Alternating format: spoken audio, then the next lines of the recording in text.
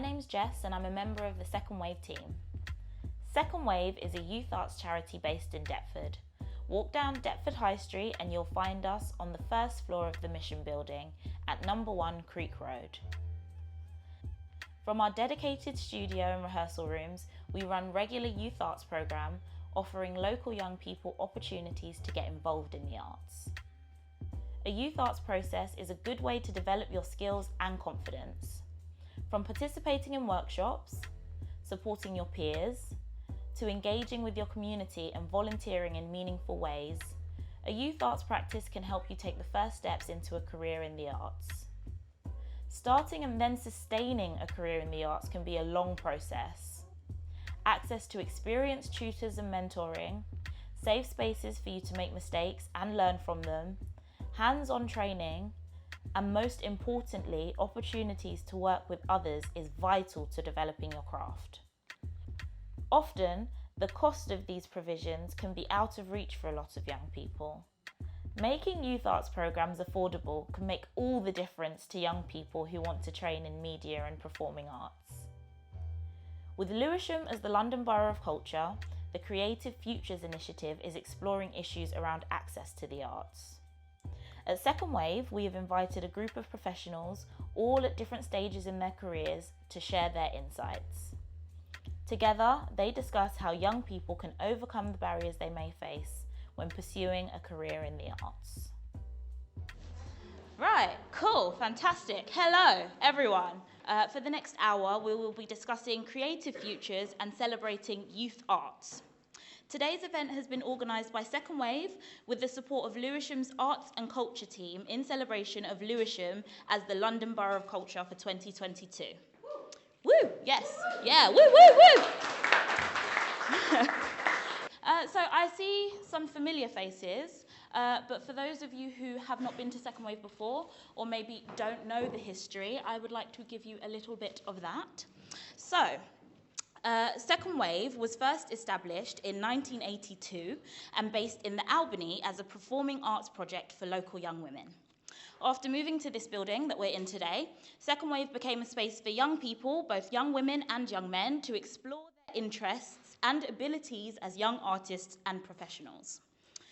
Combining a wide range of skills as volunteers, workshop facilitators, young artists, and cultural activists, the young people at Second Wave have been able to work collaboratively on different areas of youth and community arts workshops and performances. Over the years, Second Wave's approach has been consistently inspired by the creative intelligence of young people and the challenges they face in the real world. This work has come to include the development of apprenticeships, young volunteers projects, and accredited programs too. We also maintain a strong relationship with the University of Greenwich, supporting research and evidence of our work, and addressing issues of community safety, policing, and social justice. As a community-based initiative, our programme continues a strong tradition of youth arts in Lewisham, a place where young artists consistently gain the support and encouragement they need to build their creative futures. Now, I would like to introduce our amazing panellists who have over 60 years of experience between them. I know, wow, yes. Insert wows, yeah. And we have a little bit of an opportunity today to pick their brains and ask them some questions about their experiences and understandings of the creative arts world and the journeys that have gotten them to where they are now. So I thoroughly look forward to any wisdom that they have to share with us, and I hope you do too. Without further ado, I would like to introduce JB Rose, Safi Kofi, Evan Lukund, and Tamzin Kayembe. So if you'd like to join me. Woo, woo, woo!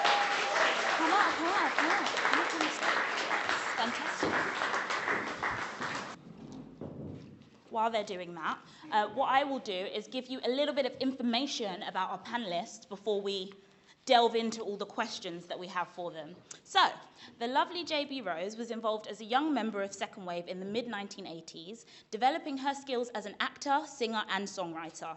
She trained as a workshop tutor and was then commissioned by Second Wave as a playwright. She subsequently trained as a teacher and specialist vocals tutor while continuing her professional music career. Safi Kofi has been involved in Second Wave since 2012 as a member of the Critical Encounters workshop. First as a young volunteer and then as a workshop tutor, using her creative skills to explore issues of community safety, youth activism, and the impact of policing. Now she works as a learning and development trainer and leads the Critical Encounters workshop at Second Wave. Evan Lacund started Second Wave as a young participant of our Saturday Youth Arts programme. He then became a volunteer and trained as a young leader supporting the delivery of youth workshops. He has worked on the development of scripts for young actors and has also appeared as an actor in our film of The Shadow Games. Some of you may be familiar.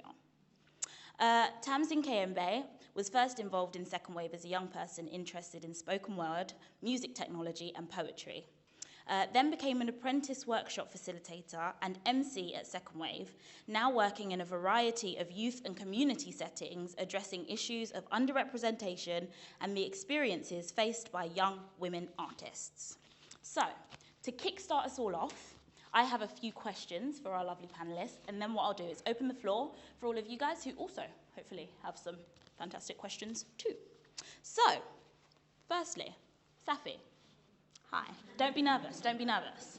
How does your work at Second Wave encourage young people to explore the difficult issues they face in their lives and communities?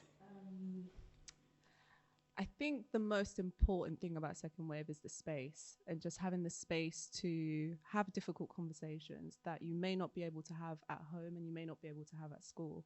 And I think being in a space where you've got other young people that are similar ages, possibly going through the same things as you, tackling those issues together, but through the means of, you know, whether it's drama or spoken words or using music as a way to sort of unwrap those difficult conversations. So yeah, the space is very important.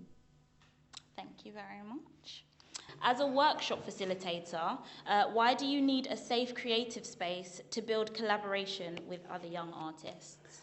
You need a safe space because it's scary, you know, to collaborate with people and to be put in that vulnerable position as a creative person. So I think you need a safe space as a young person where there are people that are experienced in that collaboration and can safeguard you, protect you, and encourage you to explore your creativity and give it permission, basically give you permission to be creative. Because sometimes I think when you're in a school, it can be quite restricting. You know, you have lessons, you have a set way of working, you're working behind a desk. And I think in Second Wave, we try to open that up and encourage creativity, encourage it in a safe way. And yeah, I think that's important for young people. Yeah. I agree. Yeah. I think that's very important for me, coming to Second Wave as well. You know, unsolicited input. Okay, and Evan, my question for you. Why is it important to strengthen the confidence and imaginative interests of young people in the arts? I feel like it's important to tap into their potential, because I feel like young people don't know how good they are until someone puts them in a situation where they can be who they can be. Again, piggybacking off Tamsin, I feel like with having such a safe space to be able to be creative and not having, like, knowing that schools sometimes doesn't have them facilities where you can explore them benefits, I feel like just having that is very important to show them who they can really be. Yeah. Thank you very much. JB Rose, what are the transferable skills gained from participation in youth arts, and why are these so valuable in building a professional career? Okay, so as you said, I started when I was 15 as well, when I was at the Albany, and the many different roles that I've played, and I've seen all of you play as well, from being a young person just experiencing drama, singing, acting, dancing, staging, going up and learning how to put lights up, how to paint the sets, everything, as well as being the ushers, writing the notes for things, putting on reserved on the table, getting everything ready. And from 15, that's what you get totally immersed in straight away. And you take it for granted. And then when you go out into the real world, I started being a freelance drama singing teacher thingy from quite a young age, because second wave always kind of, some of you know here who are part of second wave, that as soon as you start to get a little bit of confidence, second wave will go, oh, do you want to lead the first, like you just did there a minute ago. Evan did the call and response. You slowly by slowly, you get a little bit more experience. And then when you go into the real world, and you kind of feel like you take it for granted that you can do everything. And then when you go to you start being a freelance tutor somewhere else, or youth tutor. I mean, I've worked in many different other environments as a freelancer with special needs, women in prisons, etc. And then when I go in with my colleagues, I realize that they don't have any of this experience. They don't know how things happen. So when things go wrong, which happens all the time in business, in work, in the arts, straight away we've got an answer, because we go, okay, that's not happening, that person's not here, the teacher's not here, that's broken, that's fallen, that's not working. And straight away we're already starting to work out what to do and make it seamless, so when there are problems, like there could be problems tonight, but you won't know, because we all know how to just go, that kind of thing. So the transferable skills is in every way, every single way, even if you don't go into the youth arts. What I'd like to do now, I'm going to ask a general question to all of our fantastic panellists, and then I want to open up the floor for all of you to ask some questions. Any questions? Respectful questions, of course. To all of you, or to any of you, why does a youth arts centre like Second Wave build the creative skills of young people? So I think a few of you sort of touched on it, but it would be great to hear from you what it is about Second Wave that you feel really develops those skills, and, you know, kind of what the crux of that is. I think for me, well, from my experiences being at Wave, it was having other people around me who were involved in different things. So when I first started Wave, you know, we came in doing drama and improv, and then I met people who were writers, and then I met people who, you know, were singers and doing this and doing that, and collaborating with so many different people. And in it, you know, we don't always work together the whole time. It might just be for an activity, but you get so much out of the time you spend with other people who come from different walks of life, different experiences, and just having that moment where you can connect, you know, on the real life stuff, it just adds so much more into what you produce, I think, as a creative and as an artist. So I think just being in a space where, like you said, young people can do whatever, be whatever, and they can do it together is really important. So I agree. Does anyone want to add anything to that before I open the floor? I think being involved in something that you kind of have a journey with. So when young people come, I feel like they come and they're at where they're at. So you, as facilitators, when you're working here, you try and work with them where they're at. So some young people not every young person will want to be in a workshop. And that process might get broken down to them just maybe sitting in the office, helping out with something, and then the journey gets made for them into the workshop eventually. I think tutors here and people that work at Second Wave or volunteer know how important the space is and how important the workshop and the process is.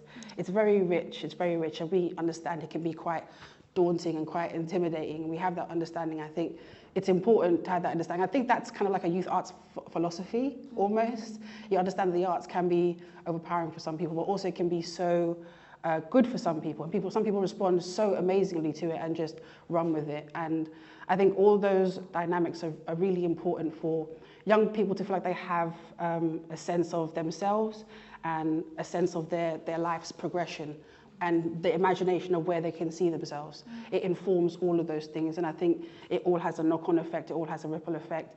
Just like Safi was saying, like, you meet so many people from different experiences, different backgrounds, and that also allows you to open up as a person, help you build your interpersonal skills, and that travels with you wherever you're going to go. Even if you leave London and go somewhere, you know, you'll be able to find your place, find your safe space, and open up those conversations in the way that the process has enriched you and given you. So I think that's why it's so important for young people. And I think it's important also that, you know, we get the support from like people outside, like parents and community people that encourage young people to be involved in the arts. Because I mean, the arts has been so groundbreaking for me, you know, a 9-year-old immigrant young person coming here with a totally different accent and people responding so, you know, and being bullied at school, all that kind of stuff. It helped me to process that and kind of heal from that and find my place, find my space and journey with it. So, yeah. So. I think a discipline as well. So, you know, like these guys, you're going to see a great performance in the after this, but the discipline of learning scripts, the discipline of learning how to write. I remember watching Evan when he was younger, starting out with all this. Now he's a fantastic writer. So is Femi. There's loads of people here, but there's all kinds of disciplines that you learn, but you're doing it in an enjoyable way. And you're doing it with people that you like, and you're messing about with ideas, and then you're really honing your craft. And again, it's something that totally is transferable when you start going out there and you have to do reports, because I didn't have a formal education like I think I got in them days. It was called CSEs, and I didn't get an O level or nothing like that. Do you remember them days, CSEs? I got an O level in RE because I went to church, so I could answer those questions. And I watched that over the years with young people as well, and especially when they don't believe in themselves, but you know that they're going to do it. And then in the end, when they're like 24, 25, 26, they might have come in shy, they might have come in with a problem. Their parents, I've got so many memories of parents dragging their son in and saying, he's just on the computer all the time, he doesn't speak, or she doesn't da-da-da-da, and that sort of stuff, and the child's like that, or shy, or whatever. And then after just even a year, that shy child is there coming in, going, hello, sit here, do this, and that kind of stuff. And so the process sometimes is, well, the process is, it feels invisible, but actually it's quite a clear process when you come into second wave, and how you end up doing all these things and having all these skills, because when you go out into the real world, you realize nobody has these skills, all of the skills. I've gone to weddings and people don't know how to fix the lighting, and I'm there in my nice clothes. This is how you do it. And they're like, wow, because I thought everybody knew how to do that. I think that's a very good point that you make. And I feel like a couple of you touched on that, like the journey that gets you to a place, and you kind of look back and are like, wow, I didn't realize, that doing this and doing that would lead me to that, and then this and then that. And I think that's a really interesting thing that I kind of want to delve into. So at this point, I'm now going to open up the floor to ask any of you if you have any questions for our amazing panelists, maybe about their journeys to what they're doing now, what it is about the creative process that kind of keep them involved. We've heard a little bit about that, but I'll stop talking and I'll see what you guys have to say and what you guys want to ask. Nobody be shy. What were the steps that you did to get your first, outside of second wave, your first paid job as like a youth arts? How did you get to that point? Yeah, I feel like I can direct this at JB and Tamsin if you guys have some input as well, but either of you guys, please. So I put my CV together, and I put all the stuff that I'd done at Second Wave, because I was here at Second Wave, and I ended up being involved in another organisation called the MIDI Music Company, which is just up the road. So I was going back and forth between those two places, doing music production there and doing sort of youth arts here, theatre, drama, lyrics. So I put that all on my CV, and at the time I was actually, because when I turned 16, I said to my mum, I want a job. And I managed to get a job at Iceland when I was 17, turning 18. So I was doing that on the weekends, as well as trying to do A-levels. So I put my CV together and I asked for a reference. I think it was from Anne or another tutor here. The A-levels wasn't working. I knew it wasn't working. I was like, yeah, I'm gonna flop this, I know. But there needs to be a plan, because Mum wants a plan. Mum wants to know what's next. So I started looking for work out there, and I came across, I think the first one I ever came across was this company called Point Blank, and they did like DJ workshops, and they were looking for like an MC skills person. So I was like, MCing, I do that here. I rap, I do sort of spoken word. So leaving Iceland, I applied for them, and then I signed on with them as a freelance MC skills tutor. And that was like my first thing. And then through them, I met other people that were doing similar work.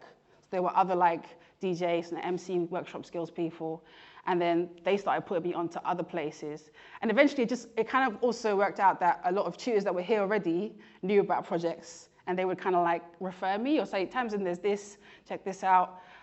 So really the first sort of job in this kind of work was that. It kind of happened like that. And word of mouth was a really good thing. I think because I had a really strong idea of my process and sort of how I would deliver.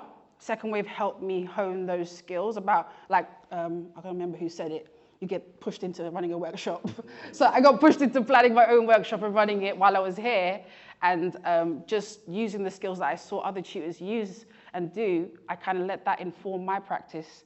And I was like, okay, cool. And it took a series of me getting the confidence and having conversations and letting people that I know and trust, this is what I'm thinking, what do you think of this? People were like, yeah, that sounds good. Maybe you should think about this and think about this. So yeah, my first was the point blank place, but they would send me all over London as well. So it was kind of daunting because I would go to like North London and East and stuff like that for like these little MC workshop sessions in like youth clubs or like just like youth centres, community centres, and I'd have a group of like 4 to 5 young people, or sometimes it'd be like 10 or 15 young people, but I would just be there for the hour or the 2 hours, and then I would just like invoice them. Invoicing was also what I didn't know much about, so I had to investigate that and talk to people about that, and then also learning about being self-employed, and everything just started to come from there, understanding that world. But it really was like a progression, step by step, and speaking to people. Yeah, that was my journey. I ended up being asked to do some workshops here at Second Wave, and so my first workshops were here. And then, as you said, you know, then there are other tutors, and then they're doing other projects, and then they go, can you do a summer project here or this thing there? And then, you know, for me, it's reputation. So as the years went on, it's all about my reputation. People knew that if I was going to be doing a class, you know, they knew what they were getting or they heard about me. So I came through the Second Wave as a youth tutor. Second Wave in them days used to do these things called tutor training courses. It was an NVQ. Then I became one of the assessors on that as well. So I ended up having meetings with assessors and stuff up London again, and looking at creating the curriculum because I had the experience as well. And so then again, all those people going, oh, we're all doing a project here, there. And it just snowballed and snowballed from there, really. So I came through the youth arts. I got lots of training. I did lots of courses at Goldsmiths, MIDI music.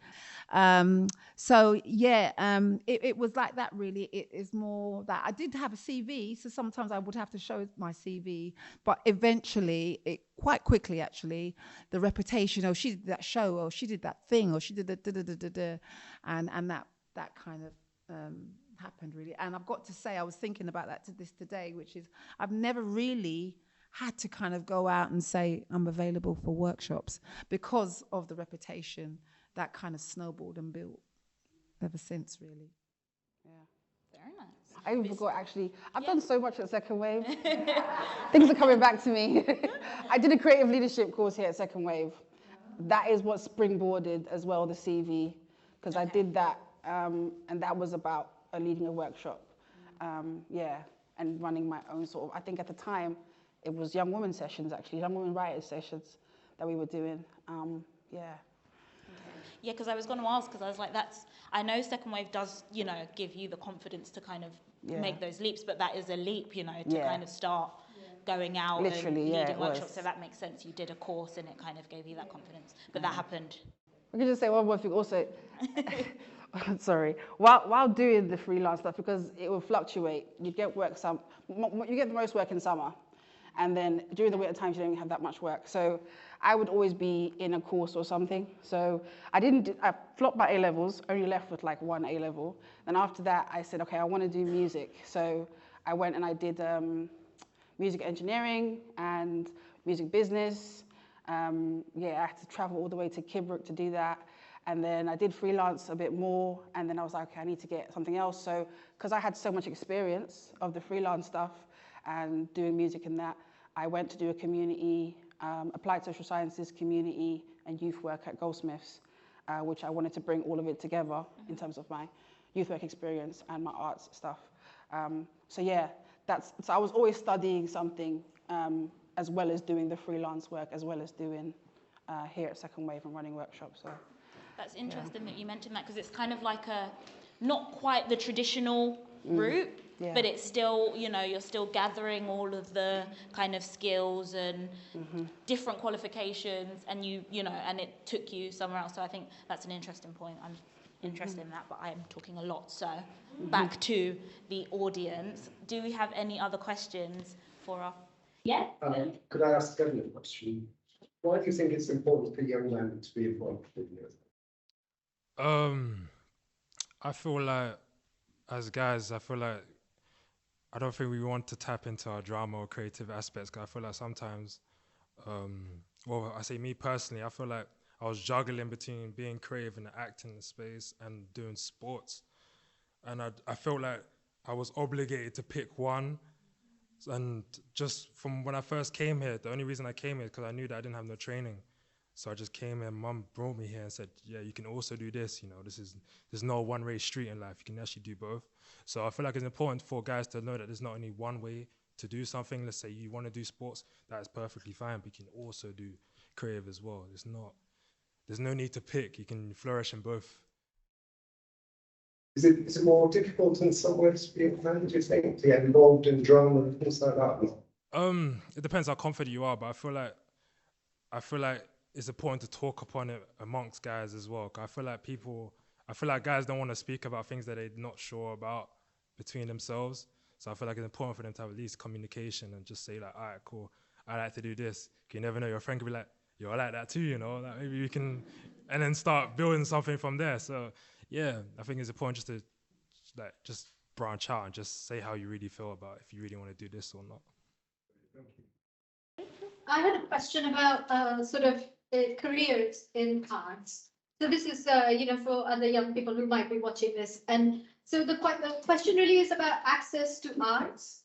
So a lot of young people might be interested in, building a career in arts, but the access to those kind of provisions or those kind of skilled tutors can often be very limiting. So you either have to have a lot of money to be able to go study in those places, and then money to be able to sustain yourself while you're studying.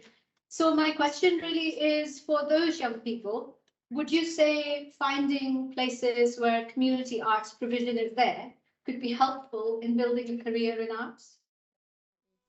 I had no idea I could go into a career in facilitation. I had no idea.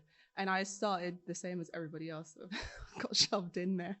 And it was like, trainer's not here, can you do it? And I was just like, yeah, sure, why not? And that's how I started facilitating, and it's what I do now. And honestly, when I started it when I was 18, I had no idea you could go into this whole space where you could train people on different things and go into designing and all these things that I love, but I had no idea. And I didn't have access to those spaces either, which is really important. But I think something that JB mentioned in the discipline that you get from being involved in the arts and just meeting other people, working with other people, all these interpersonal skills that you are learning along the way, but you have no idea that these are things that you can put on your CV. And you get those skills just by being in spaces like this and working with other people and learning how to write, learning how to put out housekeeping, learning how to make phone calls. These seem like really trivial things, but in the long run, it can give you access to so many different opportunities that we just don't know about. So a big part of having this space also is the connections you make through networking, through word of mouth, and all the people that you meet, and the work that we're doing with Greenwich and being in those spaces, understanding what training might look like in the next 10 years. I wouldn't be able to unless I was in spaces like this. So it's really important, I think. Yeah. I'd be interested to hear from you guys as well, because I know that you actually are currently, your profession is in the arts now, so it would be interesting to hear. Yeah. Okay. I think I would encourage young people to be just inquisitive, because I think it's just my personal view that I think the future is people designing their own work, designing their own title as well.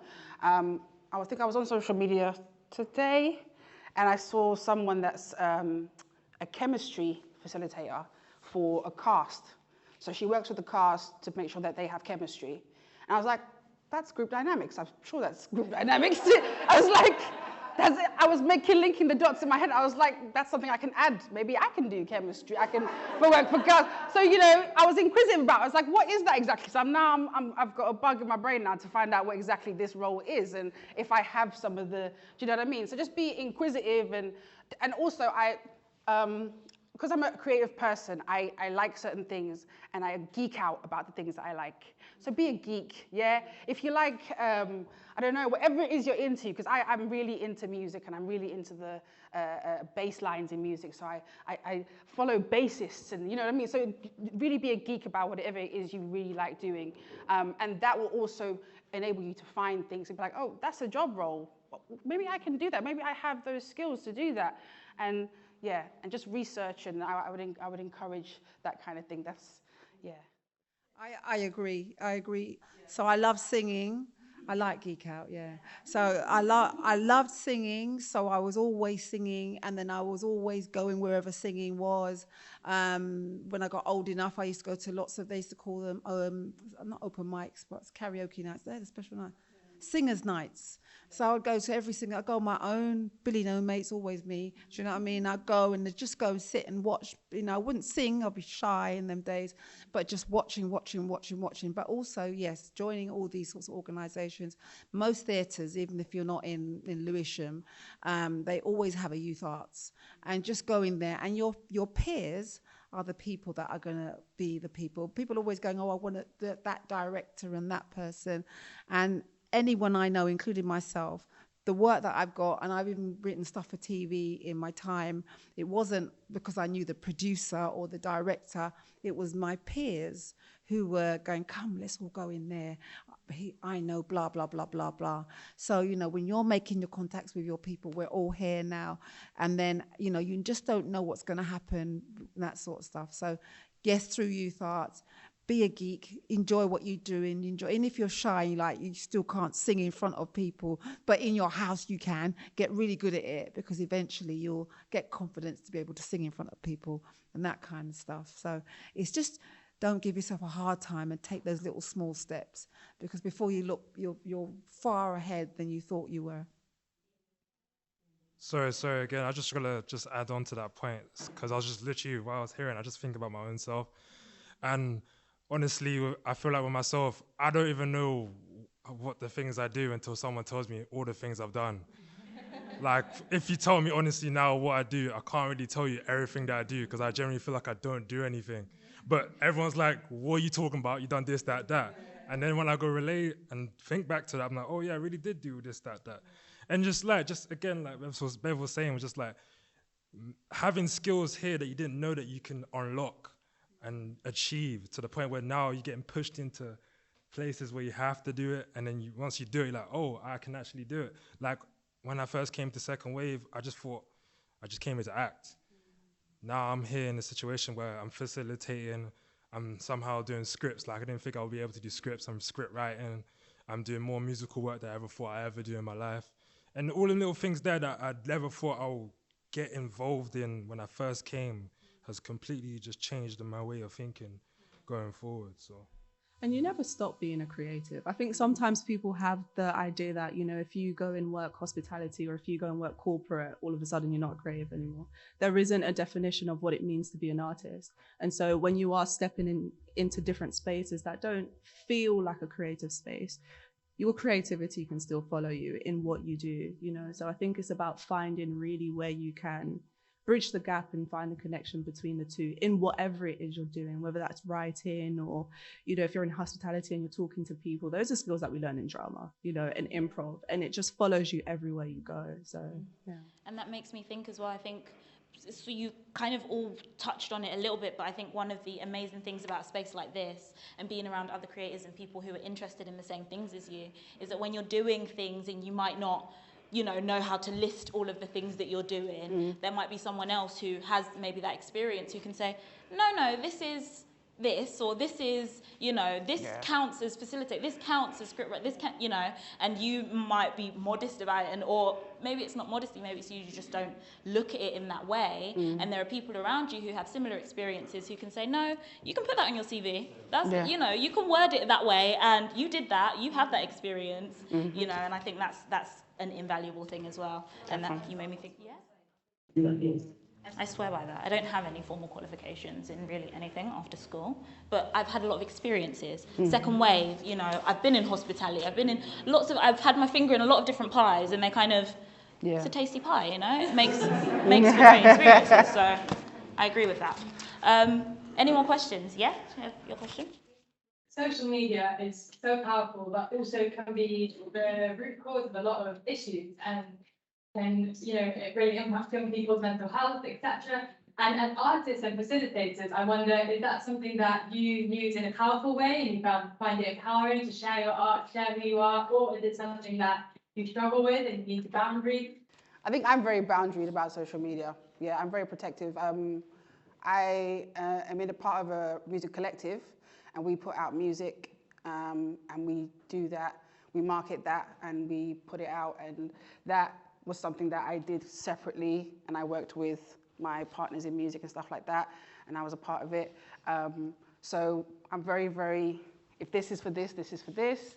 And then in terms of my youth art stuff, sometimes it does intertwine, because a young person will be like, oh, is that you doing that kind of thing of music? I'll be like, yeah, it's me, you know, and I'm cool with it. You know, if they want to ask questions, I'll be like, yeah.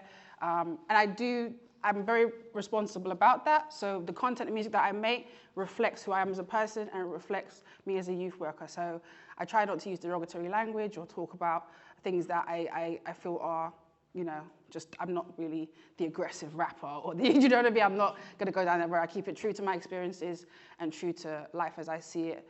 And you know, some people choose to do different things, and they balance that out in their lives. That's their choice.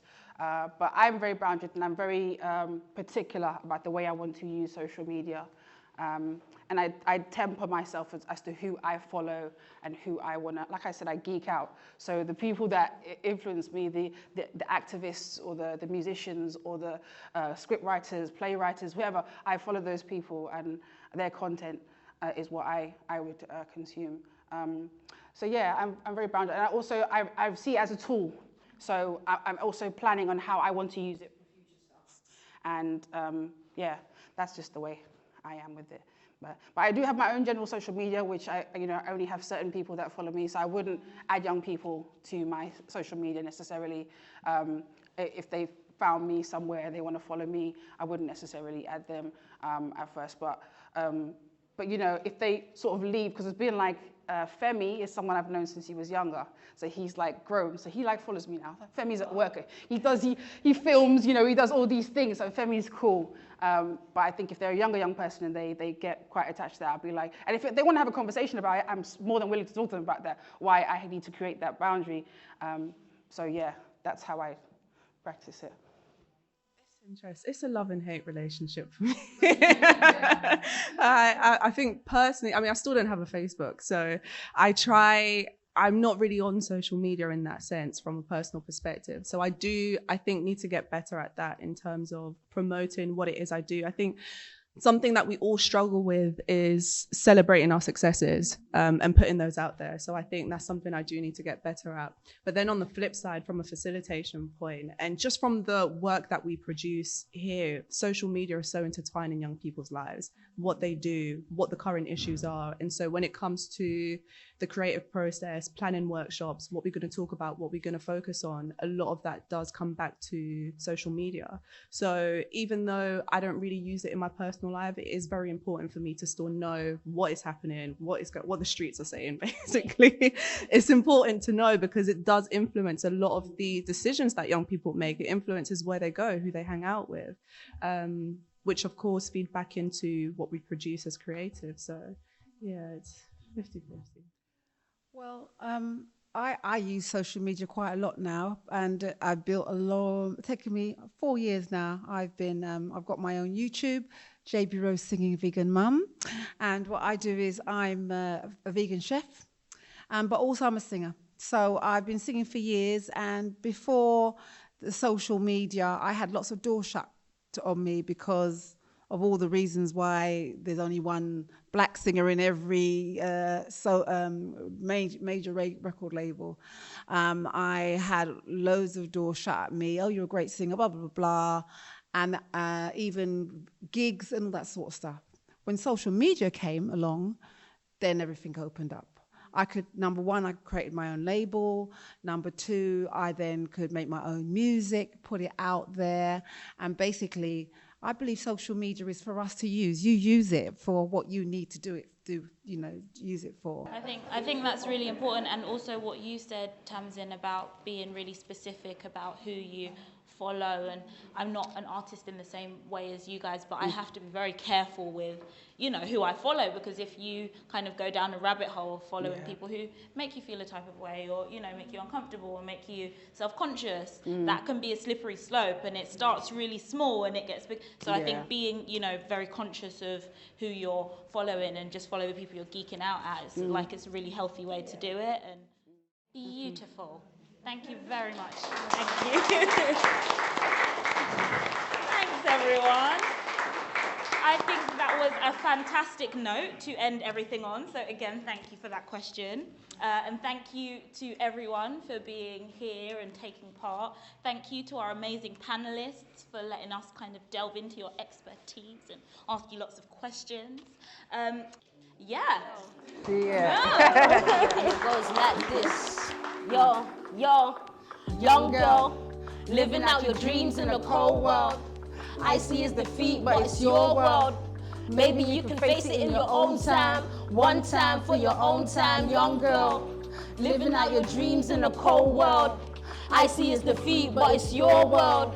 Maybe you can face it in your own time. One time, I spend most of my time whiling my days away. Lost in music, I'm lost in time. If there's something I could preach, something I could teach, it'd be to go your own path and don't follow man. Too many souls died inside from facing turbulent trials, gripping on these slopes, trying to grasp at these ropes, dangling your every hope. Can't face letting go, and sometimes you can't tell the light from the snow, especially when it's cold. May your fortune sing louder than your fears. May you ever care, always have room enough to share and drive enough to stare.